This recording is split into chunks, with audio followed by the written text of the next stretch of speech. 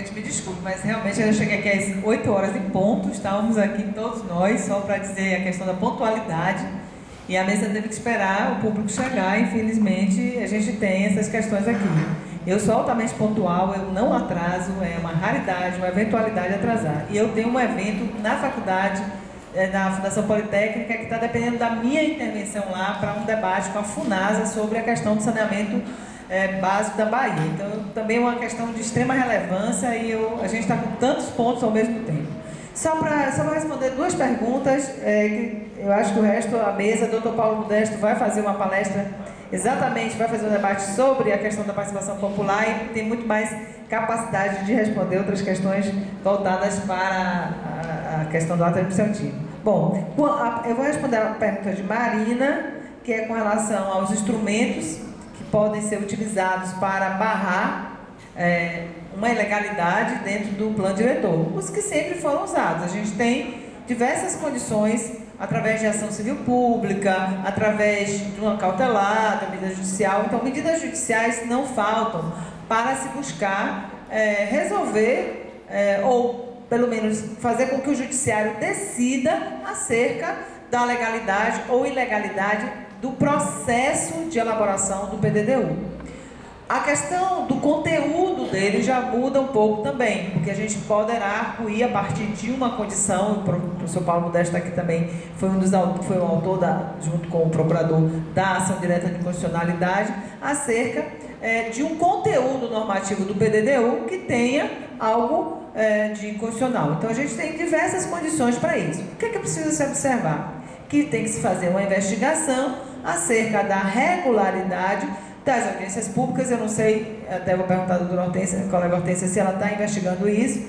Eu era promotora de justiça, tenho uma titularidade, exercia uma execução numa promotoria que tem um procedimento, aliás, todos os procedimentos em relação aos 3 planos diretores foram nessa promotoria. Eu não sei se nesse novo PDDU já tem um inquérito sendo instaurado a partir dessa questão da participação social. E a gente, quando investiga não só a participação social, mas também pode investigar o conteúdo legal do PDDU. Mas, como eu disse na minha exposição e na minha dúvida, o conteúdo precisa ter esse aporte técnico, essa assessoria técnica, que me parece, Colina, que já está sendo feita por vocês a partir dessa análise dos estudos da FIP. Outra questão assim, que eu acho relevante de mencionar é que,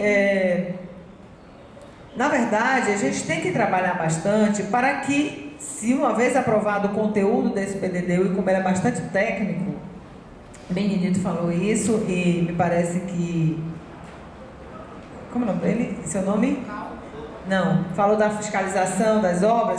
Isso tudo tem a ver com a faculdade, com o dever, aliás, que o município tem de fiscalizar as normas que regulam o uso do solo, no sentido da construção ilegal, da construção fora das normas, e ele, com seu poder de polícia, pode sim embargar essas obras e fazer com que o empreendedor que fez isso de forma irregular se responsabilize pelos danos causados e se responsabilize, portanto, pela sua ação ilegal. Então, essas duas questões, para mim, não faltam instrumentos jurídicos, não é o Ministério Público sozinho que tem que fiscalizar. Aliás, o PDDU, quem tem que fiscalizar realmente é a sociedade, porque esse instrumento é destinado para nós, sociedade. Eu falo agora como cidadã, não como promotor de justiça, mas por um dever funcional, o Ministério Público tem que fazer com que a ordem jurídica seja cumprida, tem que defender direitos fundamentais e, portanto, ele vai ter que sim ingressar com as medidas pertinentes para garantir que a lei seja cumprida. Só isso. Então, não tem muita dificuldade.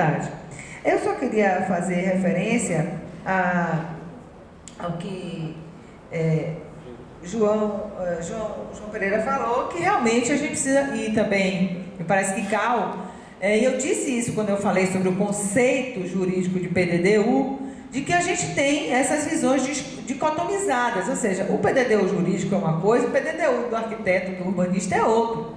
Então, nós precisamos compactuar o que é o PDDU para todos nós, porque na hora que eu vou defender o PDDU, eu tenho que dar para o juiz a capacidade dele entender qual é o PDDU que eu estou defendendo. Entenderam? Porque tem efetivamente uma distorção nesse sentido do conceito jurídico e do conceito real no urbanismo do que é um PDDU. E evidentemente a gente tem visto, isso que todo mundo comentou aqui, do PDDU está trazendo normas urbanísticas, normas de laws, que poderiam estar evidentemente sendo usada em outra norma a partir de uma diretriz de planejamento. Eu concordo plenamente que a gente precisa realmente definir o que é um PDDU e como é que a gente vai fazer com que ele seja elaborado e de que forma essa participação vai sair e o que é que a gente precisa discutir dentro dele. Porque isso é um complicador sempre. O que é que a gente vai discutir como sociedade participativa na elaboração de um plano diretor?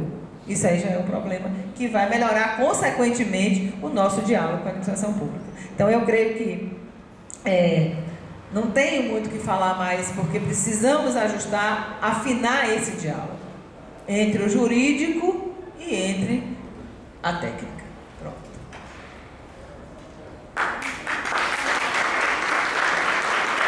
Me desculpem, eu gostaria muito de estar aqui prestigiando, eu fiz tudo para prestigiar a segunda mesa, mas eu tenho que ir lá porque eu tenho uma discussão de ordem assim, estadual com a colega Luciana Cury, que é a promotora da Bacia de São Francisco, sobre os planos de saneamento, os benditos planos, né? No Brasil tudo agora é planificado.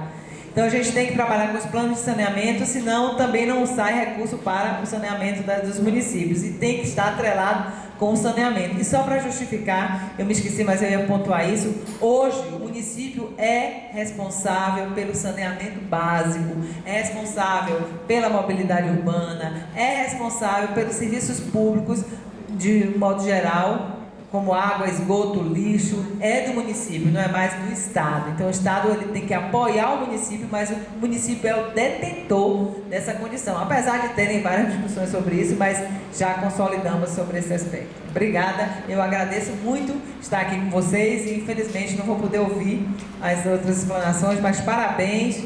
E nós do Ministério Público estamos sempre lá para ouvir a sociedade, os colegas do Ministério Público. Eu hoje não estou mais na execução, coordeno o centro de apoio, mas assim, são promotores de justiça muito responsáveis, muito envolvidos com o seu papel de defender efetivamente os direitos da sociedade. Muito obrigada.